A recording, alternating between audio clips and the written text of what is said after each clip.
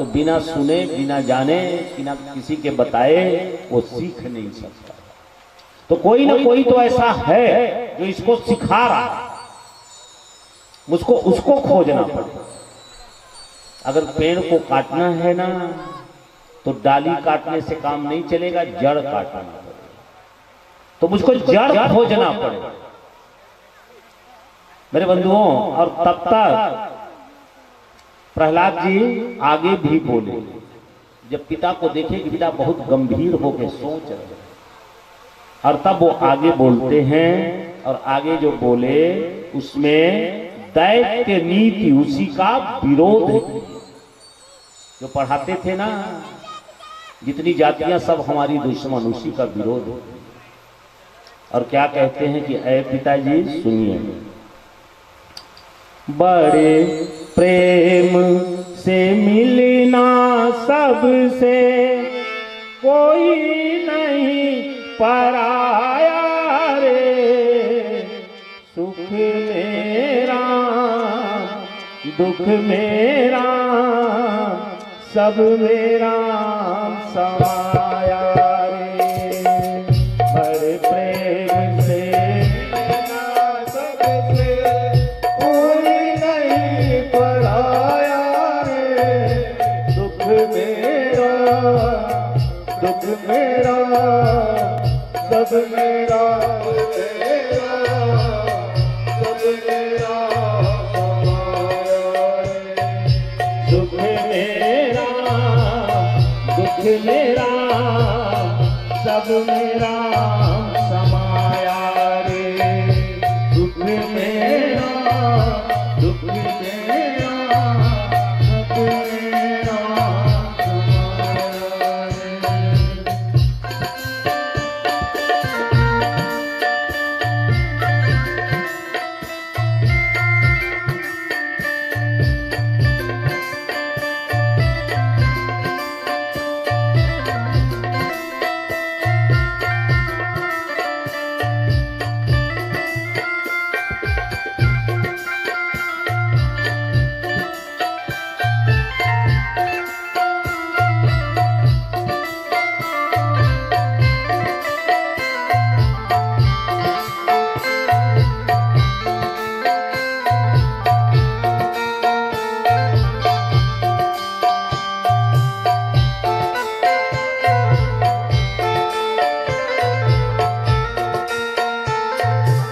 सुख मेरा दुख मेरा सब मेरा समाया रे। सुख मेरा दुख मेरा सब मेरा समाया रे। किससे बांधूं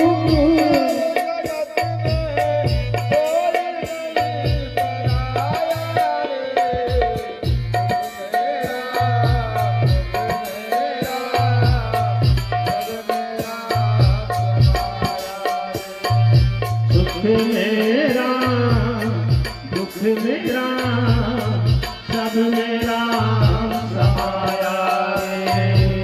दुख मेरा दुख मेरा सब मेरा समाया रे।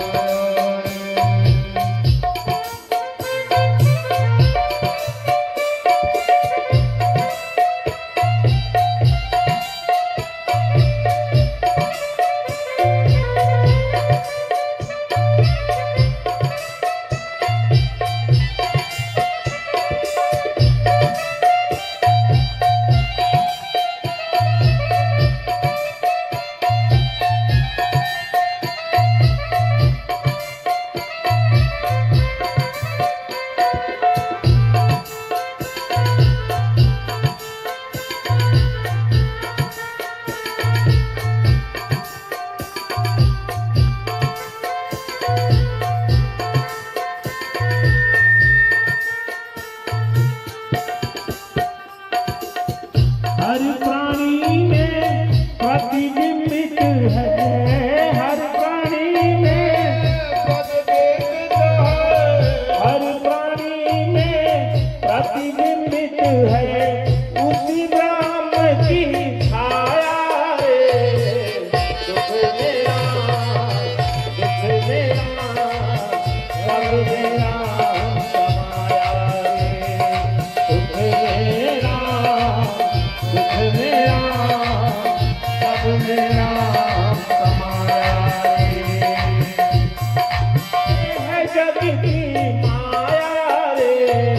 दुख मेरा, दुख मेरा, सब मेरा समाया रे। दुख मेरा, दुख मेरा, सब मेरा समाया रे। दुख मेरा, दुख मेरा, सब मेरा समाया रे। सब मेरा समाया रे। सब मेरा समाया रे। सब मेरा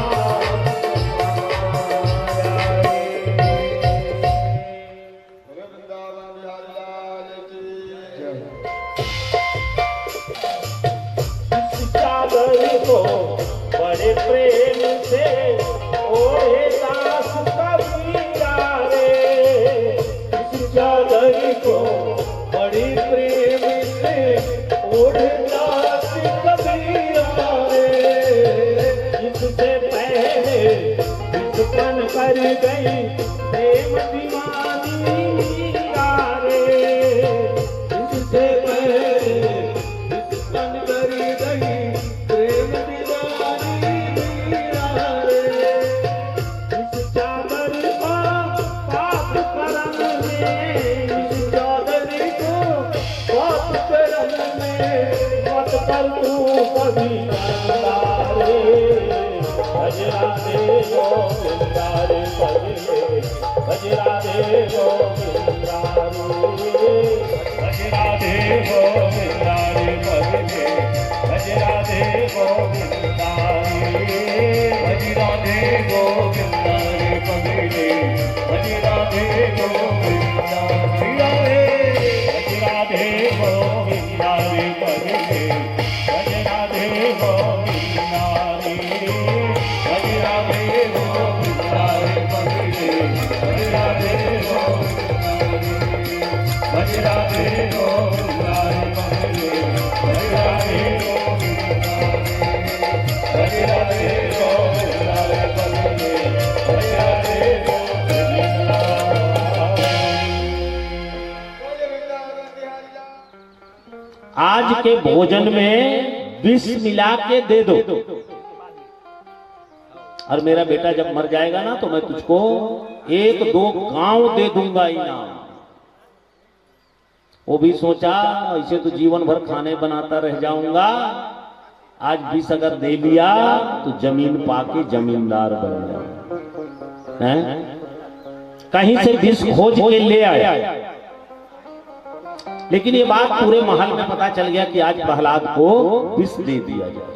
जब मां सुनती है तो माता कांप जाती है, आज मेरे लाल को विष दे दिया जाए। तो डरते डरते माता चली जाती है और जाकर के प्रहलाद से कहती हैं कि बेटा आज जो भोजन परोसा जाएगा ना, उस भोजन को तुम ग्रहण मत करना, उस भोजन में विष मिला होगा। प्रहलाद ने सुना तो कहा कि मां मेरी चिंता मत करिए, अगर मुझको बचना होगा तो मैं बच जाऊंगा। जल्दी से माता भाग भी गई, उसको डर था कोई शिकायत ना कर दे। संध्या का समय होता है, भोजन परोस दिया गया। विष मिला भोजन प्रहलाद। और मेरे बंधुओं, उनका नियम था, जैसे भोजन मिलता था भगवान को भोग लगाते थे, प्रभु आप खाइए मुझको प्रसाद दीजिए।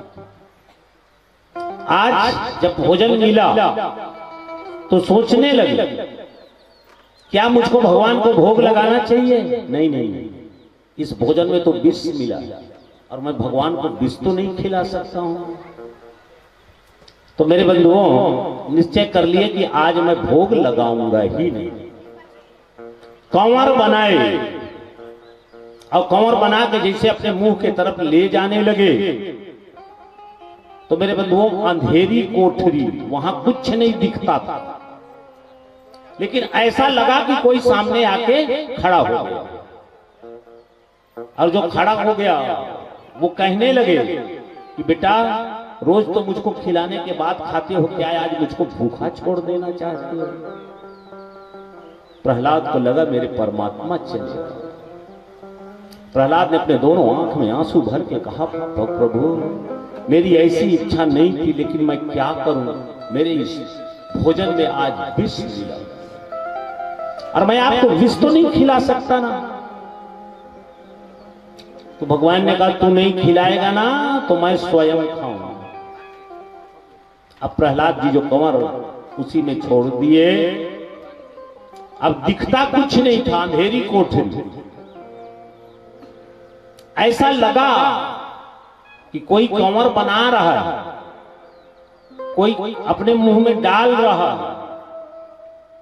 एक दो कंवर खाए भी और फिर आवाज आई कि बेटा इसमें जितना विष था ना मैंने ग्रहण कर लिया, अब ये तेरा भोजन अमृत के जैसा हो गया है, मेरा प्रसाद तुम ग्रहण करो। मेरे बंधुओं परमात्मा तो चले गए और प्रहलाद भोजन करने लगे। अब रसोइया झांक के देखता है ये भोजन कर रहा है, जाके हिरण्यकश्यप से बता दिया आपका बेटा भोजन कर रहा है। हिरण्यकश्यप ने कहा ठीक अभी चले जाओ, जैसे सवेरे मरने का समाचार मैं तुझको इनाम दे दूंगा। भोजन करने के बाद प्रहलाद जी सो गए और जैसे भिनसार हुआ उठ गए, दोनों हाथ की ताली बजने लगा, भगवान का कीर्तन शुरू हो गया। और कीर्तन का आवाज जैसे सुने हिरण्यकश्यप तो उठ गए, सोचने लगे अब तक तो मेरा बेटा मर गया होगा, तो ये आवाज कहां से आ रही है। तुरंत नौकर चाकर लोगों को उठाए और कहे जाओ पहले रसोइया को बुला कर। अब गए उस रसोइया को बुला करके लाए और जैसे रसोइया सामने आया, हिरण्यकश्यप ने कहा बोल तुमने कल मेरे बेटा को विष दिया था कि नहीं? कहे महाराज दिया था। कहे फिर ये आवाज कैसे आ रही है? अब वो रसोइया गया, जाकर के दरवाजा खोला तो क्या देखता है कि प्रहलाद ताली बजा बजा करके और भगवान के नाम का कीर्तन कर रहे हैं।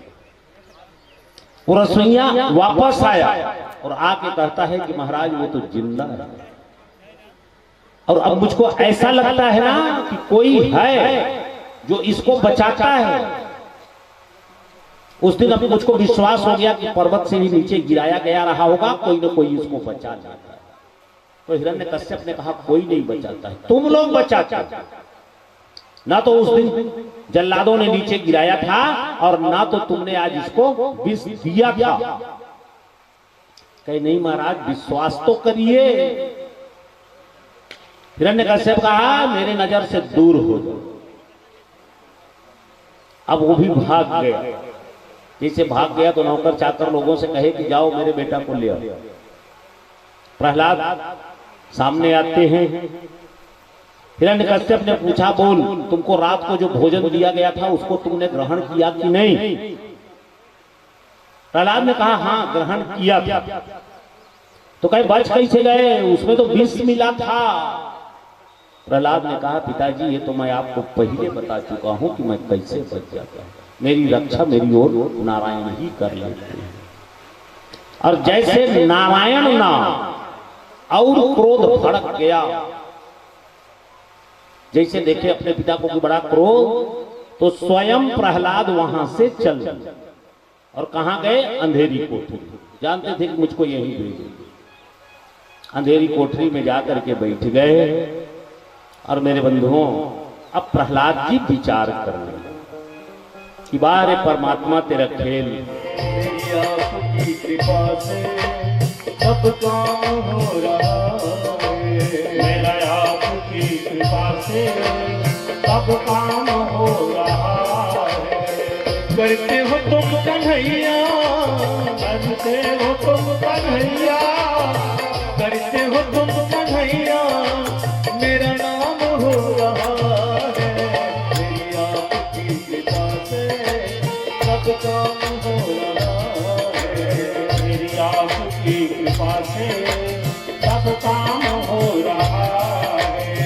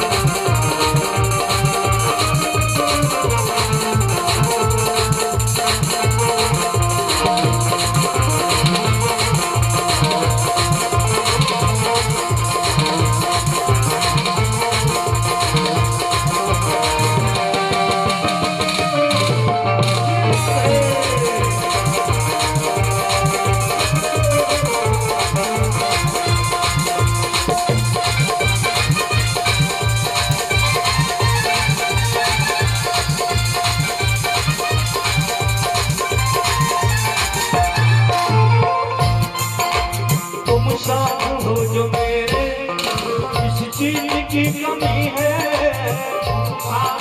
जो मेरे इस चीज की कमी है किसी और चीज की अब दरकार ही नहीं है किसी और चीज की अब दरकार ही नहीं है तेरे साथी से गुलाम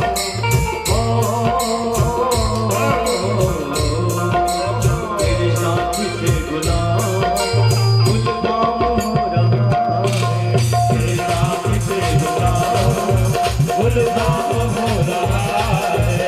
करते हो तुम कन्हैया करते हो तुम कन्हैया करते हो तुम कन्हैया मेरा नाम हो रहा है आपकी बात सब काम हो रहा है मेरी आपकी बात सब काम हो रहा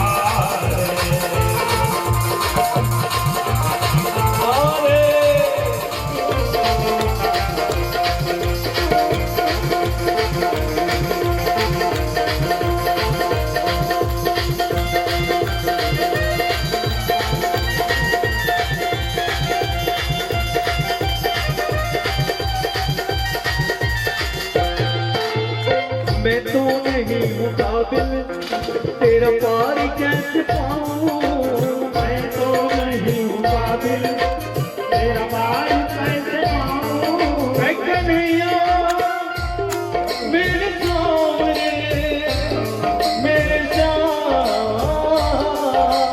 मैं तो नहीं हूँ काबिल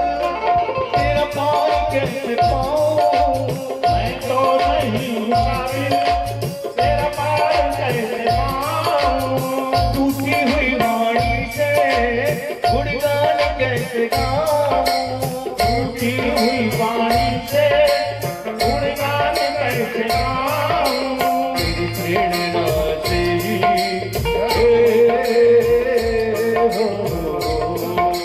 तेरी प्रेरणा से ही ये कमाल हो रहा है, तेरी प्रेरणा से ये कमाल हो रहा है। करते हो तुम कन्हैया, करते हो तुम कन्हैया, अरे करते हो तुम कन्हैया, मेरा नाम हो रहा है, अब काम हो रहा है, तेरी आपकी अब काम हो रहा है, तेरी आपकी अब काम हो रहा है, तेरी आपकी अब काम हो रहा है, सब काम हो रहा है, सब काम हो रहा है, सब काम हो रहा है। बोले वृंदावन बिहारी लाल की जय लेते हैं दूसरा कपड़ा। भगवान शिव का एक और भक्त हुआ था जिसका नाम हुआ था गजासुर।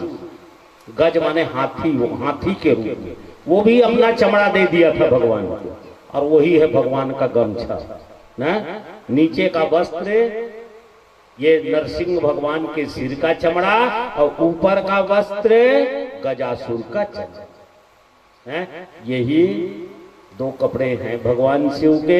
तो अपना ये स्वरूप भगवान शिव के चरणों में समर्पित करके भगवान नरसिंह वापस अपने वैकुंठ लोक को चले जाते हैं। बोलिए नरसिंह भगवान की।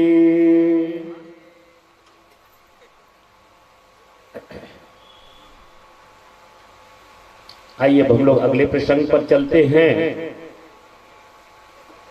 और अगला प्रसंग गजेंद्र मोक्ष। मेरे बंधुओं, त्रिकूट नाम का एक पर्वत, त्रिकूट, त्रि माने तीन, उसमें 3 शिखर है और तीनों शिखर हमेशा चमकता रहता है। पहला शिखर सुनहरा प्रकाश, दूसरा शिखर सफेद सफेद, और तीसरा लौहमयी। ऐसा प्रकाश निकलता रहता है। उस पर्वत में सुंदर घास, सुंदर पौधे, सुंदर लताएं, जहां का सब कुछ सुंदर है। उसी पर्वत के बीच में एक सुंदर सरोवर, तालाब भी, और ऐसा तालाब जहां हमेशा कमल का फूल खिला रहता है, भंवरे गुंजायमान होते रहते हैं, और वहां का जल भी बड़ा निर्मल है। एक बार उस पर्वत में एक हाथी, हाथी कौन था? हाथियों का मुखिया, गजेंद्र कहते थे उसको। वो चलता है और हाथी के साथ उसकी 50 हथिनियां और 150 उसके बच्चे हैं। इतना लोग एक साथ चल रहे हैं। हाथी पेड़ के ऊपर के पत्तियों को तोड़ तोड़ करके अपने पूरे उस परिवार को खिलाता है। जब सब लोग खा पी के अघा गए तो सबको लेकर के चलता है तालाब। अब आगे आगे हाथी के बच्चे, पीछे पीछे हथिनियां, सबसे पीछे वो हाथी। हाथी अपने सूंड में जल भर के और सबके शरीर पर डाल रहा है, सबकी सेवा कर रहा है। मेरे बंधुओं, जल पी करके जब संतृप्त हो गए और तब निकलने का बाद, तो आगे आगे हाथी के बच्चे निकल आए। अब एक एक करके हथनियां निकल आई, और जब हाथी के निकलने का समय, उसी समय जल के भीतर से एक मजबूत मगर ग्राह चलाया और आकर के हाथी के चरण को पकड़ लिया। अब जल के भीतर खींचना चाहता, हाथी भी मजबूत है, और हाथी मजबूत है, वो बाहर खींचना चाहता, लेकिन न तो वो मगर भीतर खींच पा रहा है और न वो हाथी बाहर लेके आ पा रहा है। दोनों अपने अपना शक्ति लगा रहे हैं। अब हथिनियों ने देखा ये हमारा मालिक ये तो फंस गया, तो हथिनियों ने क्या किया, जाकर के उस हाथी के सूंड को पकड़े, दूसरे ने उसका पूंछ पकड़ा, तीसरे ने उसका पूंछ, लंबी लाइन लग गई और सब लोग मिल करके उस हाथी को खींचने का प्रयास किए, लेकिन इसके बाद भी उस हाथी को खींच नहीं पाए। और जब नहीं खींच पाए तो तालाब के चारों तरफ बैठ गए, आंसू बहाने लगे। लेकिन जब जान गए कि हाथी अब निकलेगा नहीं तो सब उसको छोड़ करके चले गए। अब वो सोच रहा है कि सारा जीवन मैंने जिसके लिए लगा दिया, पूरा जीवन मैंने जिनकी सेवा में लगा दिया, और आज मैं विपत्ति में पड़ गया तो सब मुझको छोड़ करके चले जा रहे हैं। नमामि में ज्ञात आतुर गजा कुतः करिण्या प्रभुवन्तु मोचितुम ग्रहेण पाशेन विधात्र्यावृतो अप्यहं च तं यामि परम परायणम। आज मैं विपत्ति में फंस गया तो सब मुझको छोड़ के चले जा रहे हैं। मेरे सज्जनों,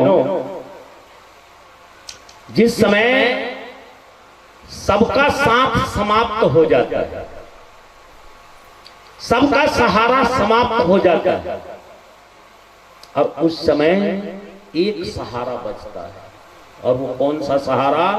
अगर आपने जीवन में भक्ति रूपी पूंजी कमाया है तो वही आपका साथ देता है, और नहीं तो सब परिवार जाएंगे श्मशान तक, और बेटा भी देगा तो केवल अग्निदान तक।